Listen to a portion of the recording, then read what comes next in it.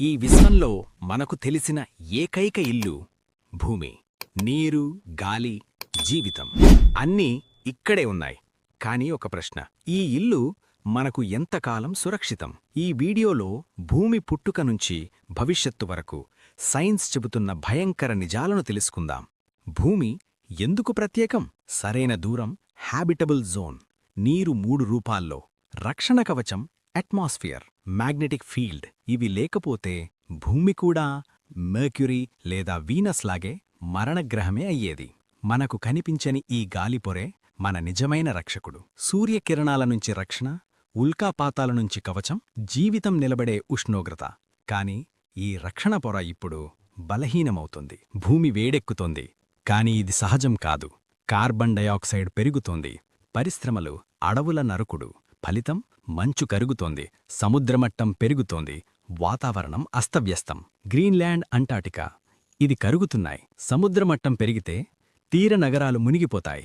లక్షల మంది నిరాశ్రయులవుతారు. ఇది భవిష్యత్తు కాదు, ఇది జరుగుతున్న వర్తమానం. అడవులు భూమి ఊపిరితిత్తులు, కాని ప్రతి నిమిషం వేల చెట్లు నరకబడుతున్నాయి. ఆక్సిజన్ తగ్గుతోంది, కార్బన్ పెరుగుతోంది, జీవవైవిధ్యం నశిస్తోంది.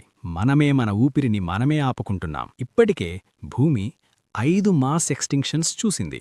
శాస్త్రవేత్తలు చెబుతున్నారు మనం 6వ దానిలో ఉన్నాం. తేడా ఏంటంటే ఈసారి కారణం గ్రహం కాదు, మనుషులే. సాంకేతికత మనకు దేవుడిలా అనిపించింది, కాని అదే మనకు శాపంగా మారుతోందా? Nuclear weapons, space junk, pollution. మన తెలివి మన వినాశనానికి కారణమవుతోందా? Mars, moon bases, exoplanets. కాని నిజమేంటంటే ఇప్పటివరకు భూమికి ప్రత్యామ్నాయం లేదు. ఈ విశ్వంలో ఇంకో భూమి లేదు కనీసం ఇప్పటికి. భూమి కోట్ల సంవత్సరాలు బతుకుతుంది. కాని ప్రశ్నిది కాదు, మనుషులు ఎంతకాలం? భూమి మనం లేకుండానే బతుకుతుంది. మనమే భూమి లేకుండా బతకలేం. భూమి ఒక గ్రహం కాదు, మన తల్లి, మన ఇల్లు, మన బాధ్యత. ఈ కథకి విలన్ మనమే అయితే హీరో కూడా మనమే కావాలి. ప్రశ్న ఒక్కటే, భూమిని కాపాడుకుందామా లేదా వదిలేస్తామా? భూమి తర్వాత మనిషి ఎక్కువగా కలలు కంటున్న గ్రహం ఏది? చంద్రుడు కాదు, వీనస్ కాదు. సమాధానం ఒక్కటే, మార్స్. ఎర్రగ్రహం. ఒకప్పుడు నీరున్న గ్రహం, ఇప్పుడు మృతప్రపంచం. ఈ వీడియోలో మార్స్ గతం, వర్తమానం, భవిష్యత్తు గురించి సైన్స్ చెబుతున్న అద్భుతమైన నిజాలు తెలుసుకుందాం. మార్స్ ఎందుకంట స్పెషల్? భూమికి దగ్గర గ్రహం, రోజు వ్యవధి భూమిలానే, ఒకప్పుడు నీరున్న ఆధారాలు. మార్స్ భూమికి అత్యంత సమీపంగా ఉన్న ఆల్మోస్ట్ హ్యాబిటబుల్ గ్రహం. అందుకే మనిషి చూపంతా మార్స్ పనినే. ఈ ఎర్రగ్రహం ఒకప్పుడు నీలంగా ఉండేదా? మార్స్ మీద ఎండిపోయిన నదీమార్గాలు, డెల్టాలు, ఖనిజాల ఆధారాలు ఇవన్నీ ఒకే విషయం చెబుతున్నాయి. మార్స్లో ఒకప్పుడు నీరుంది. నీరుంటే జీవితం ఉండే అవకాశం కూడా ఉంది. అంటే మార్స్లో జీవితం ఉండి ఉండొచ్చా? అయితే మార్స్ ఎందుకిలా మారింది? దాని గుండె చల్లబడింది, మ్యాగ్నెటిక్ ఫీల్డ్ పూయింది, అట్మాస్ఫియర్ నెమ్మదిగా అంతరించింది.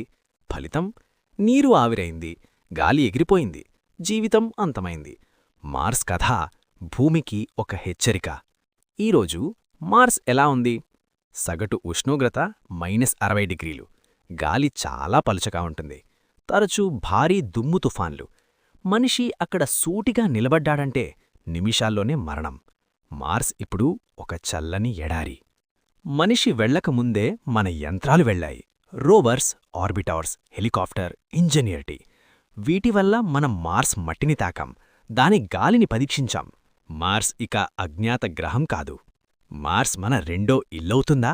సమస్యలు: గాలి లేదు, చలి ఎక్కువ, రేడియేషన్ ప్రమాదం.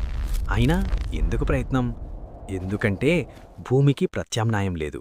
మార్స్ కాదు లక్ష్యం, మనిషి నిలబడడమే లక్ష్యం. మార్స్ ఒక గ్రహం కాదు, ఒక సందేశం. భూమి ఎలా మారవచ్చో చూపించే అద్దం.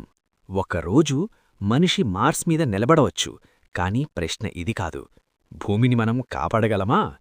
నెక్స్ట్ ప్లానెట్ జూపిటర్, గ్రహాల రాజు. ఈ వీడియో నచ్చితే లైక్ చేయండి. ఇలాంటి ప్లానెట్ డాక్యుమెంటరీ వీడియోస్ కోసం సబ్స్క్రైబ్ చేయండి.